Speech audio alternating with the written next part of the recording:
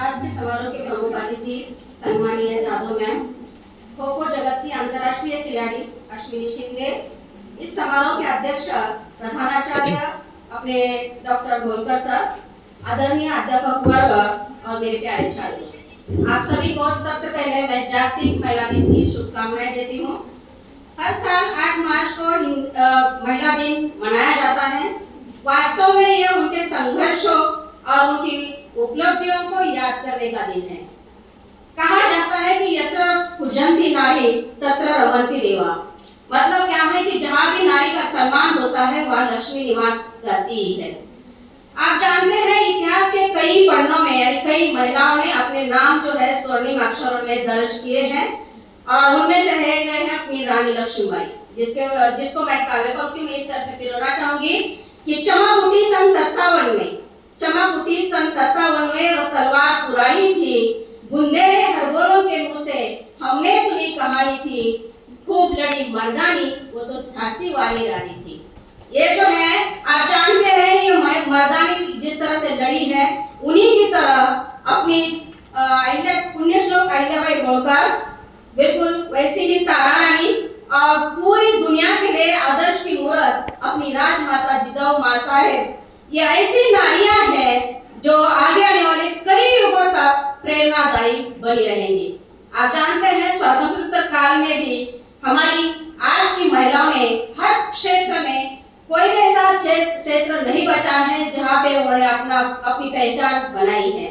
इस तरह से अपनी पहचान बनाते समय उन्होंने जो भी किया है, जहाँ भी आप देखेंगे कि विज्ञान, खेल, राजकारण, समाजकारण जहाँ भी है अपने आप को सिद्ध कर दिया है।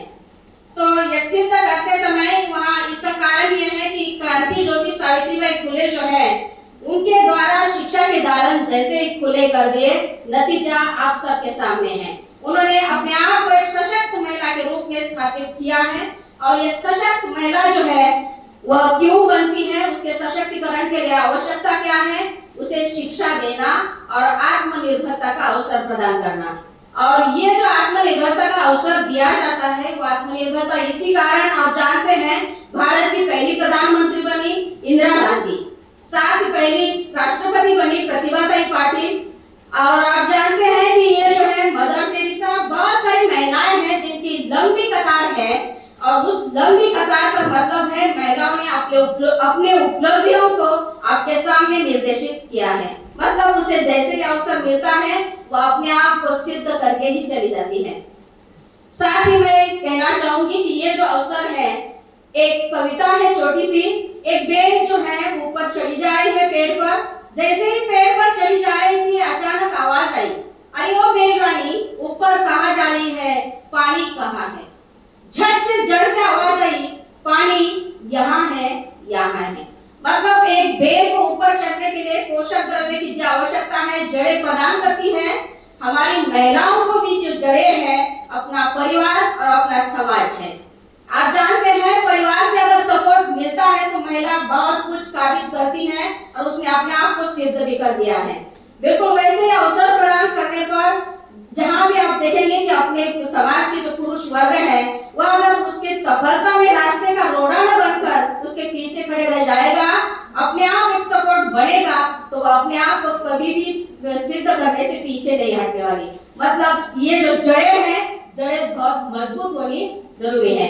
यहाँ पे बैठी हुई सभी जो छात्राएं हैं, मैं आप सभी को कहना चाहूंगी कि आपको आपके परिवार ने बहुत सपोर्ट के साथ यहाँ भेजा है, मतलब शिक्षा की एक नई राह दिखाई है और आपको खुद भी उस शिक्षा की राह दिखाने वाले इस परिवार को उसके भरोसे पर खुद को खरा उतारना जरूर चाहिए। तो यहाँ पे मैं बैठे हुए सभी जो छात्र हैं उन्हें भी कहना चाहूंगी कि नारी का सम्मान करना कभी भी भूलना नहीं चाहिए। इसका कारण है नारी वो नूर है जिसके बिना पूरा विश्व सूना है।